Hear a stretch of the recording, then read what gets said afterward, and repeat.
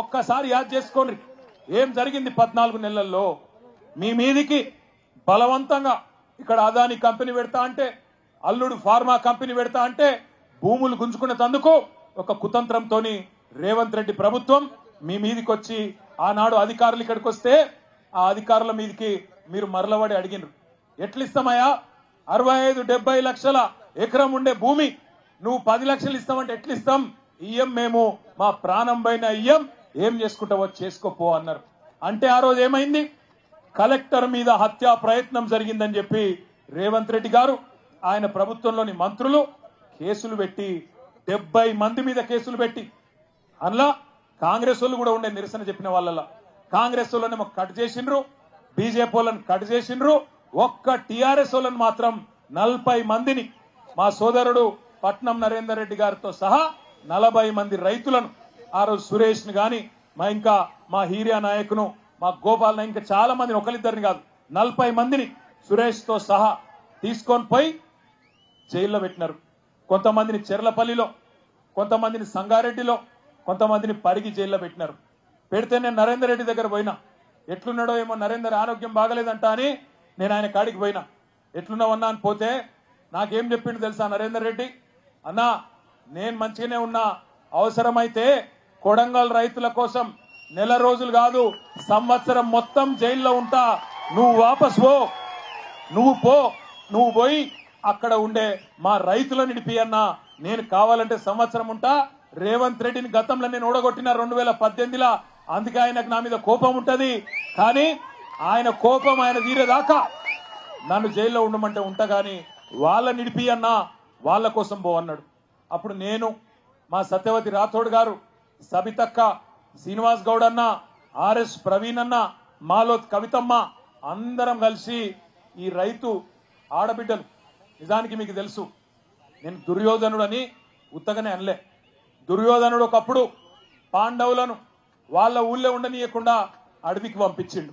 ఓ గట్లనే రేవంత్ రెడ్డి కూడా మా ఆడబిడ్డలను వాళ్ళ తాండలో ఉండనీయకుండా అర్ధరాత్రి వాళ్ళ తాండల మీద పడి తలుపులు వలగొట్టి ఆడోళ్లను ఇష్టం వచ్చినట్టు వాళ్ళను ముట్టడమే కాకుండా, ఇష్టం వచ్చినట్టు అవమానించడమే కాకుండా, బూతులు మాట్లాడటమే కాకుండా, పుట్టకొకలు చెట్టుకొకలు అన్నట్టు ఎక్కడోళ్ళనక్కడ జంగల్ పొంట ఉరికిచ్చిండు. అందుకే నేనన్న దుర్యోధనుడు అని ఉత్తగానే అనలే. ఆ రకంగా భూములు గుంజుకునే ప్రయత్నం చేస్తే ఢిల్లీకి పోయినాం. ఢిల్లీకి పోయి అక్కడ మా ఆడబిడ్డలు గర్జించినారు. 9 నెలల గర్భవతి సోదరి జ్యోతి, 9 నెలలు నిండి ఎప్పుడు కొడుకు ఉడతాడో ఎప్పుడు బిడ్డ ఉడతాడో తెలియదు. మేమన్నాం, వద్దు బిడ్డ నువ్వు ఉండు, నీకు వైద్య సహాయం కావాలి, డాక్టర్ కావాలి, ఎప్పుడేమైతుందో నువ్వు ఉండు బిడ్డ, ఇక్కడనే ఉండు అంటే, లేదన్నా నా భర్తను జైల్లో పెట్టినరు, నేను వస్తా అని చెప్పి ఢిల్లీకి వచ్చింది. ఢిల్లీకి వచ్చి శివంగిలాగా ఒక సింహం పిల్లలక గర్జించింది మన లగచర్ల జ్యోతి. ఇక్కడే ఉన్నది మన కిష్టిబాయి, అట్లే మా దేవి, మా సోనీబాయి, వీళ్ళందరూ కూడా ఆ రోజు ఢిల్లీకి వచ్చి వాళ్ళ బాధను అక్కడ హ్యూమన్ రైట్స్ కమిషన్ ముందు, షెడ్యూల్డ్ కమిషన్ ముందు, షెడ్యూల్డ్ కాస్ట్ కమిషన్ ముందు, షెడ్యూల్డ్ ట్రైబ్ కమిషన్ ముందు, అందరి ముందు ఢిల్లీలో పెద్దల ముందు చెప్పడం జరిగింది. చెప్పిన తర్వాత ఆఖరికి న్యాయం ధర్మం ఉంటది కాబట్టి 40 రోజులకు మరి కోర్టు ద్వారా మనకు న్యాయం లభించింది. అందరు బయటకు వచ్చింది.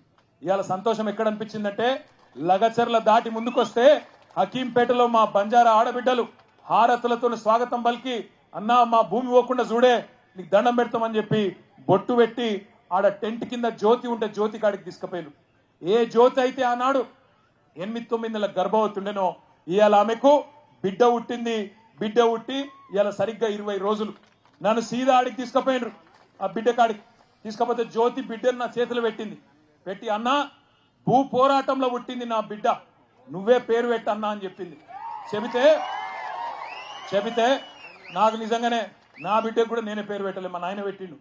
కాబట్టి మరి నాకు ఇక మా చెల్లె జ్యోతి అవకాశం ఇచ్చింది కాబట్టి, నీ బిడ్డ భూమి పోరాటంలో పుట్టింది, మరి నేను 3 పేర్లు చెప్తా, నీ ఇష్టం ఉన్న పేరు నువ్వే చూసుకో అని చెప్పిన. నేను ఏంటిది అన్నది. ఒక వాళ్ళ ఇంటి పేరు పాత్లావతేనా, పాత్లావత్. నేనేమన్నా అంటే పాత్లావత్ భూమి, ఒక పేరు భూమి, ఆడపిల్ల కాబట్టి భూమి. రెండో పేరు ధాత్రి అంటే కూడా భూమే. మూడో పేరు అవని. మూడిట్ల నీ ఇష్టం అన్నా అంటే అన్నదిగా జ్యోతి అన్నది ఆమె భర్త అన్నాడు, ఇద్దరు కూడా రవి ఇద్దరు అన్నారు, ప్రవీణ్ ఇద్దరు అన్నారు, అన్న భూమి బాగున్నది, నా బిడ్డ పేరు పాత్లావాద్ భూమి నాయక్, రేపటి నుంచి భూమి నాయక్ అని పిలుస్తా అని చెప్పింది. సంతోషం, గుండె నిండా సంతోషం అనిపించింది. ఎందుకంటే ఇవాళ ఒక పోరాటంలో చిన్న పాత్ర మాది. నిజానికి పోరాడిందంతా ఇక్కడ కొడంగల్ భూమి పుత్రులు, కొడంగల్ ఆడబిడ్డలు. మీరు కొట్లాడిన కేవలం మేము మీ పక్కన నిలబడ్డం తప్ప మేం చేసింది ఏం లేదు. కానీ మీ ఎమ్మెల్యే ముఖ్యమంత్రి మీ ఓట్లతో గెలిచినోడు, మీకేమన్నా మంచి చేయాల్సినోడు ఏం చేస్తున్నాడు? ఇవాళ 70 మంది మీద కేసులు పెట్టి 40 మందిని 40 రోజులు జైల్లో పెట్టి ఆడబిడ్డలను గోసవుచ్చుకున్నాడు. అందుకే నేను అంటా ఉన్నా, రేవంత్ రెడ్డి గారు మర్చిపోకు, యాది పెట్టుకో. కొడంగల్లో ఉండే మా గిరిజన బంజారా బిడ్డలు తలుసుకుంటే రేపు చిత్తుగా ఖచ్చితంగా నిన్ను ఓడగొట్టి ఇంటికి పంపిస్తారు, నీ అచ్చంపేటకు మళ్ళా తిరిగి పంపిస్తారు, యాది పెట్టుకో. ఒకటి మాత్రం పక్కా, ఇవాళ రేవంత్ రెడ్డి మోసం ఒక కొడంగల్లోనే కాదు, మొత్తం రాష్ట్రం అంతా దేశం అంతా తెలిసిపోయింది.